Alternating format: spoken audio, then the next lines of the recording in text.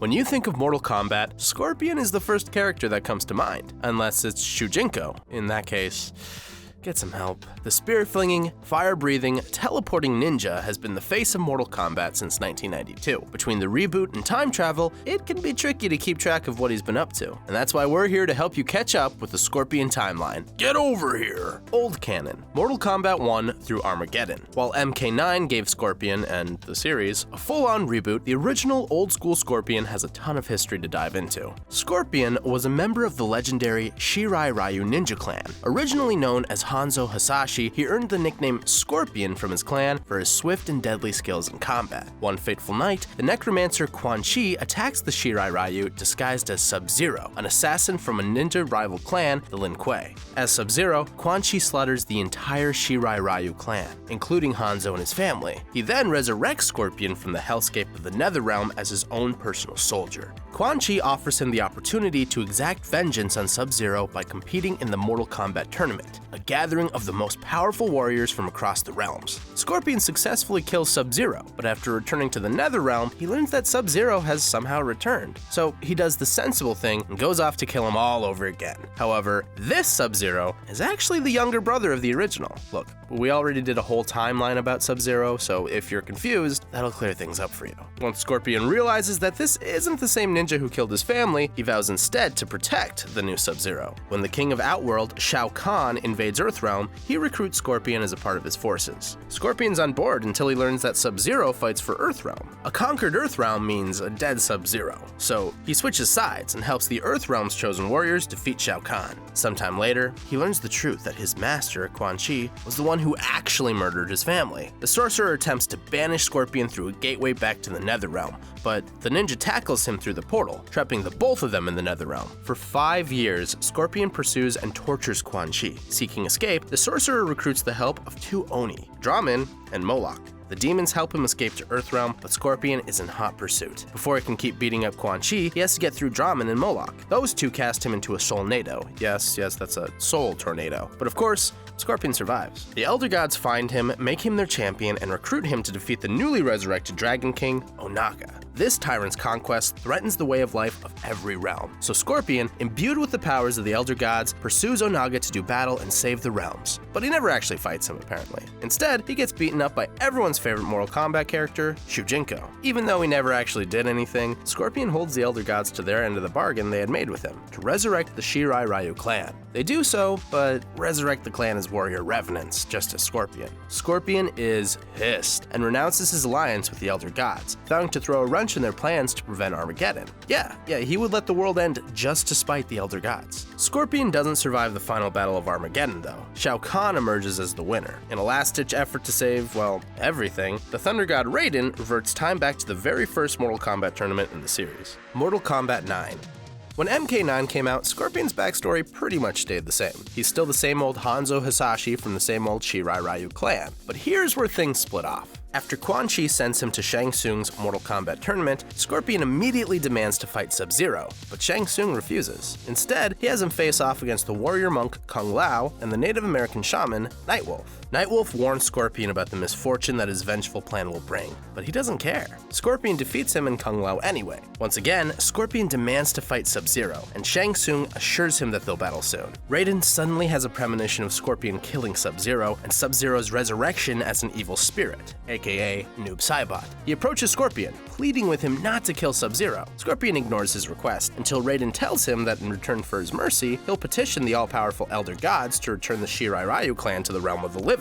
Intrigued by Raiden's offer, Scorpion accepts. After an encounter with 2 Lin Kuei assassins, Cyrax and Sector, Sub-Zero finally appears before Scorpion. Scorpion grabs him and teleports the 2 of them to the Netherrealm where they do battle. Scorpion emerges victorious, and ultimately decides to spare Sub-Zero, until Quan Chi appears. To provoke him, the Necromancer bombards Scorpion with the images of Sub-Zero striking down his family. Sub-Zero denies that he killed Hanzo's family, but his words are lost on Scorpion's fury. Scorpion rips off his mask, revealing that classic classic skull wreathed in flames and, well, finishes him. Scorpion then reappears in Shang Tsung's throne room, drops Sub-Zero's head on the floor, bursts into flames, and retreats to the Netherrealm with a scream of cathartic rage. With his vengeance achieved, Scorpion is left without direction, so he continues to serve Quan Chi in the Netherrealm. When Shao Kahn holds another Mortal Kombat tournament in Outworld, Scorpion is summoned to face Kuai Liang, the original Sub-Zero's younger brother, who now bears the Sub-Zero moniker. The new Sub-Zero defeats Scorpion, but before he can finish him off, Lin Kuei cyborgs abduct him, allowing Scorpion to slip away. Later, Raiden finds Scorpion in the Netherrealm and tells him that he's disappointed he still works for Quan Chi. Raiden's prophecy had come true, and the Elder Sub-Zero was reincarnated as the shadowy ninja Noob Saibot,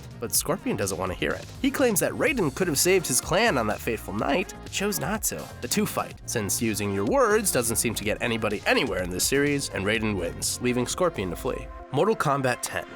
Shortly after the events of Mortal Kombat 9, pretty much all the main characters are dead. Great news for Quan Chi, since he can turn their souls into revenants to fight in his own personal army, led by his #1 revenant, Scorpion. With this revenant army, Quan Chi launches an all-out assault on Earthrealm so he can resurrect the fallen elder god Shinnok. Sonya Blade and Johnny Cage defeat Shinnok and Quan Chi. In the process, they resurrect Scorpion, along with Kuai Liang and Jax, freeing them from Quan Chi's control. Finally free after years of servitude, the now revived Hanzo Hasashi is left aimless and hopeless. He contemplates ending it all to finally be with his slain family. But the blind warrior Kenshi convinces him otherwise. With Kenshi's support, Hanzo sets out to rebuild the Shirai Ryu clan and help those hurt by the war with the Netherrealm. He takes on a number of apprentices, including Kenshi's son, Takeda, and trains them in the ways of the Shirai Ryu. Kuai Liang has since become leader of the Lin Kuei, and Hanzo hesitantly accepts an invitation to their temple. There, Kuai Liang proposes a long overdue truce, saying that both of their clans have changed much since the rivalry began. He reveals that he has executed Sector, who has been acting as the leader of the Lin Kuei before his return, steering it down a path of bloodshed. Kuai Liang then opens up the cyborg ninja's memory banks, showing Hanzo the truth behind the death of the Shirai Ryu. Sector had hired Quan Chi to eliminate the Shirai Ryu in return for the Lin Kuei's support in the imminent Netherrealm war.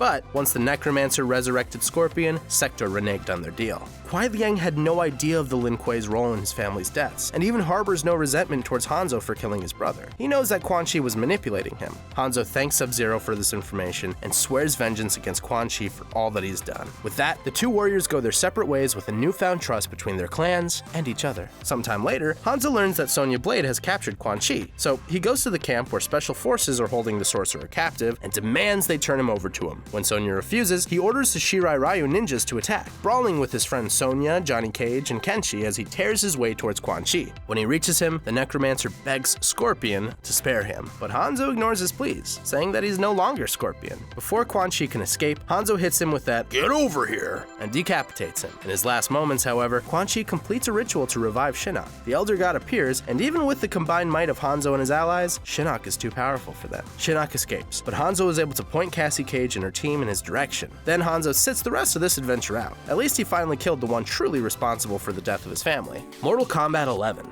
2 years later, the Titaness Kronika causes a series of time quakes, bringing past versions of Mortal Kombat fighters into the present. A young Scorpion is there, still driven by vengeance and grieving the loss of his family. He figures Kronika's temporal powers might be able to revive his family, so he sides with her. Okay, now we've got 2 Scorpions to keep track of. So to keep things clear, we'll call Kronika's lackey Scorpion, but we'll call the wise MKX version Hanzo. He's no longer Scorpion, you know? Anyway, Hanzo Hasashi reunites with Kuai Liang. The past versions of Cyrax and Sector have converted his Lin Kuei clansmen into cyborgs. Hanzo knows that Sector would likely use his cybernetic army to wipe out the newly rebuilt Shirai Ryu, so he teams up with Sub-Zero to destroy the Lin Kuei's cybernetic facility, free Cyrax, and eliminate Sector.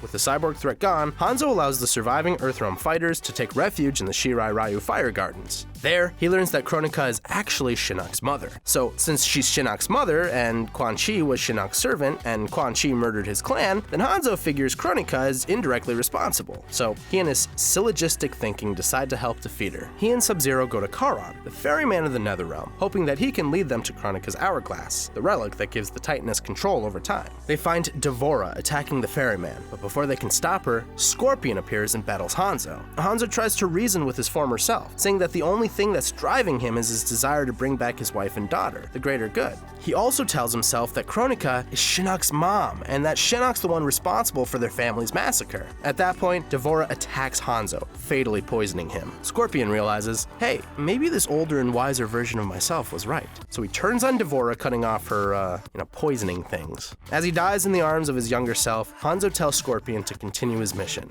and that the Shirai Ryu are defined not by their blood, but by their heart. When Scorpion goes to the Shirai Ryu Fire Gardens, he sees that his clan has been rebuilt, and that Hanzo was right about abandoning his path of vengeance. After proving he's on their side, Scorpion allies with the forces of Earthrealm in the final battle against Kronika, where he is, wiped out when Kronika reverts the universe to the dawn of time. Yeah, Scorpion and literally everyone else in the universe besides the now divine Liu Kang gets taken out. Liu Kang defeats Kronika, taking control of time himself and allowing him to shape the future as he sees fit, starting from the very beginning. So while Scorpion's story seems to be on hold for a few eons, we can only wait to see how he fits into Liu Kang's new timeline. In the meantime, subscribe to the Leaderboard and check out our other timeline videos. From indie to AAA, we love the games you play. Also, let us know what other characters you'd like to see, Mortal Kombat or otherwise. I've been your host Marcus, thanks for watching.